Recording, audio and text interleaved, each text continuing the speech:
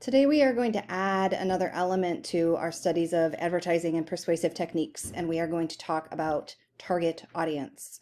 So when we think about a target, it's something that we aim for. And when we think about a target audience, that is a specific type of person that a media maker tries to reach with a message. So when you're finished with this lesson, you should be able to, first of all, define what a target audience is, and two, identify the target audience in a series of advertisements. So basically, target audience is a particular group of people at which a piece of media is aimed. So one reason media makers consider a target audience is to determine what kind of people would be most likely to respond positively to the message. Okay, you're going to market to young people a different way than you're going to market to old people. Gen Z is a totally different type of person than a boomer, right?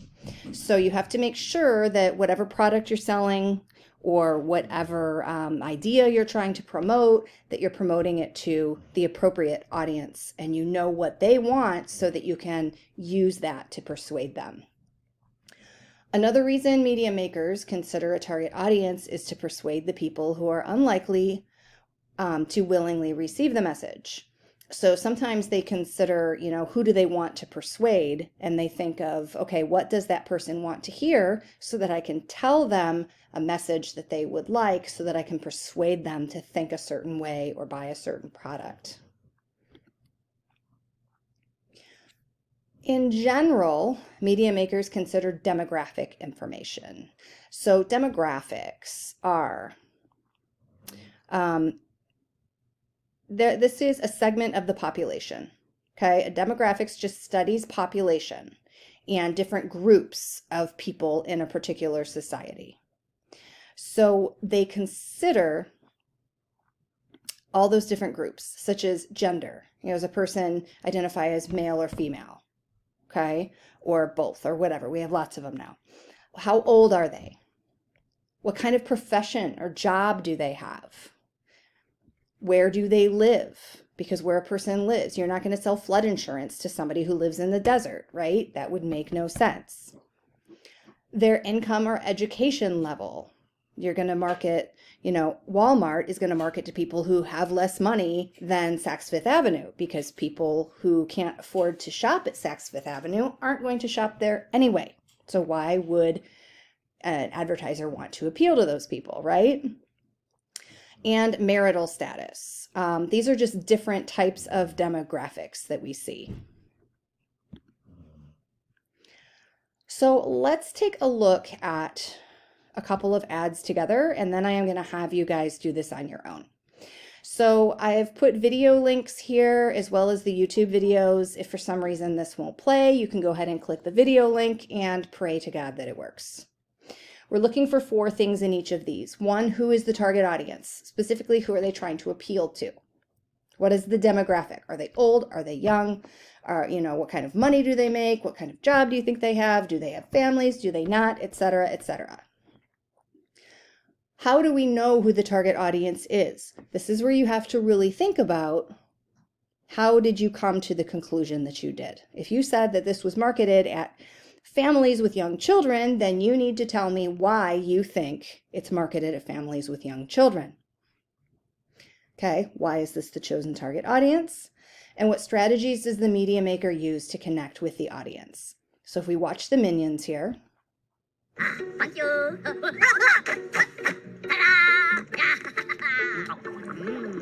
Is that cool? Look at the eye. Choosing milk isn't just fun, it's also really good for you. And for even more fun, you can get apple slices and a mini minion of your very own.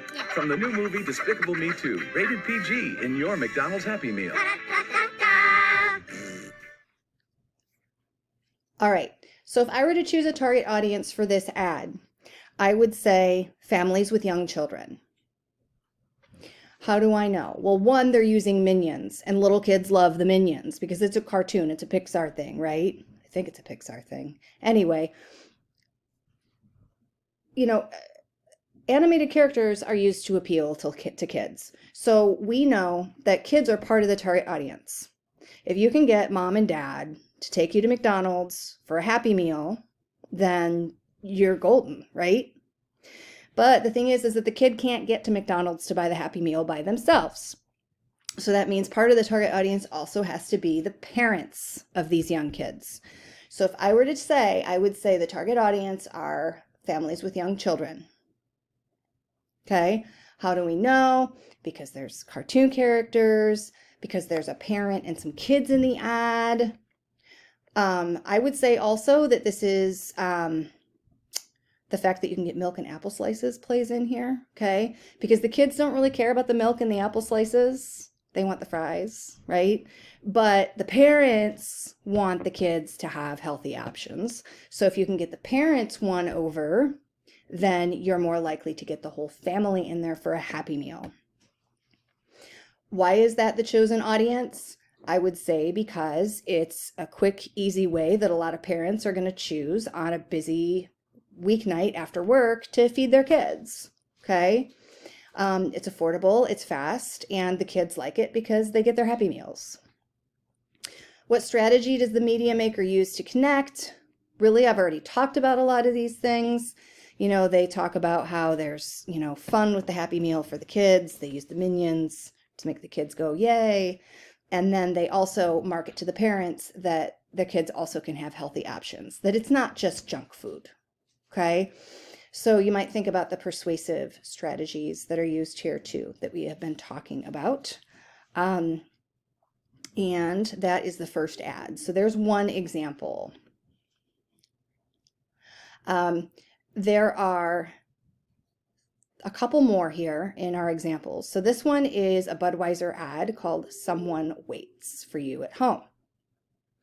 So let's take a look at this ad with the cute dog. Oops, I'm sorry, you guys. I keep going to the wrong slide. The second one is Life Call. I've fallen and I can't get up. That's the second one. So let's watch Life Call, what happens here. Recently, when I became deathly ill, I was able... Oh, I'm trying to get it to play.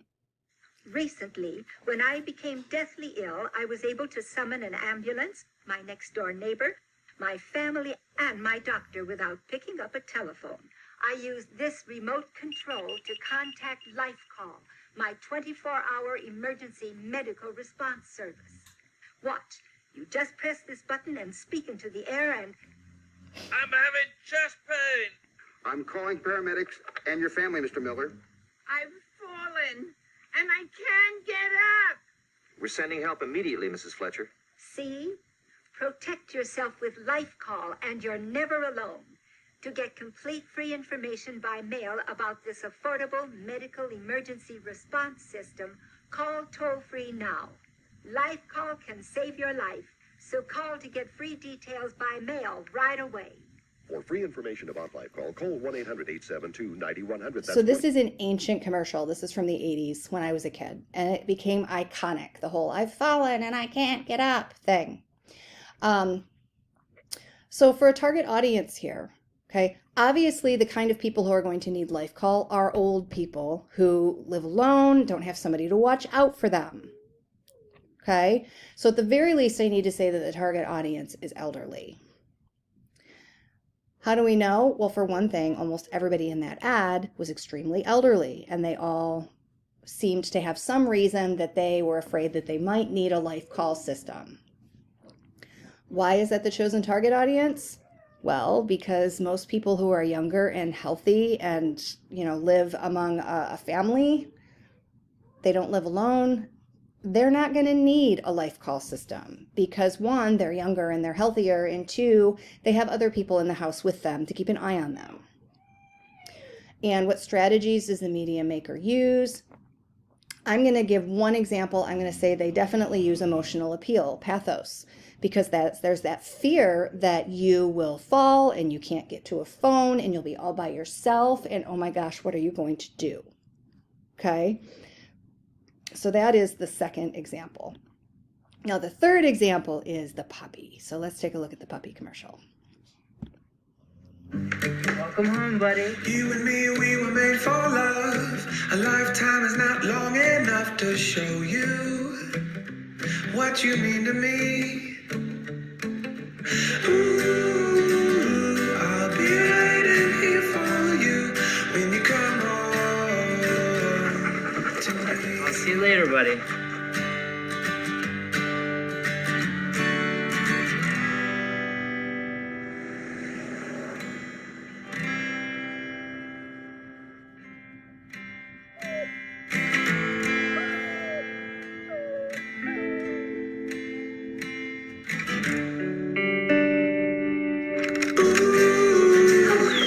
Hey, I'm sorry. I decided I shouldn't drive home last night. I stayed at Dave's.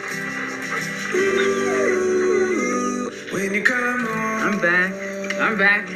to me. Yeah, I'm back. All right, so this ad, target audience. 1, beer drinkers. You're not going to market beer to somebody who doesn't drink beer, okay? 2, it's a younger audience. How do I know that? Well, everybody in the advertisement was probably a 20-something. And everybody, the music was like kind of younger, hip music, okay? Why is that the chosen target audience? Well, think about it. People who are younger, their car insurance is more expensive because they're more likely to take risks than older people. So that target audience, this is a beer company, so they want to seem and appear responsible, even though they're selling alcohol to people. So they want to say, hey, yeah, we want you to have some fun and have some drinks, but we also don't want you to die or kill somebody else. So please drink responsibly. So I would say they've chosen this target audience because studies show that younger people are more likely to drink and drive than older people. What strategies does the media maker use? Again, we see a ton of pathos. I don't know how many of you thought that poor dog's owner died and that she was going to be all by herself, okay? But then they twist it at the end and it's like, oh, no, thank God he didn't die because he was responsible, okay?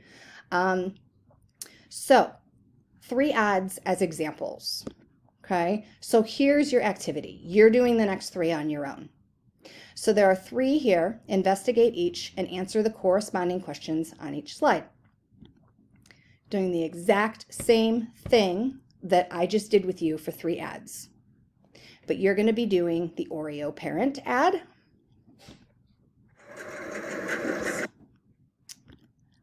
the Dove shampoo ad, and the Samsung Galaxy ad. Okay, so if you have to go back and look at the persuasive techniques again from last week, please do so that you can do this last part here and identify the persuasive strategies being used. Also, that's what your CATS is going to be over at the end of the week. So if you have any questions, reach out to me, and I hope that you have a lovely rest of your day.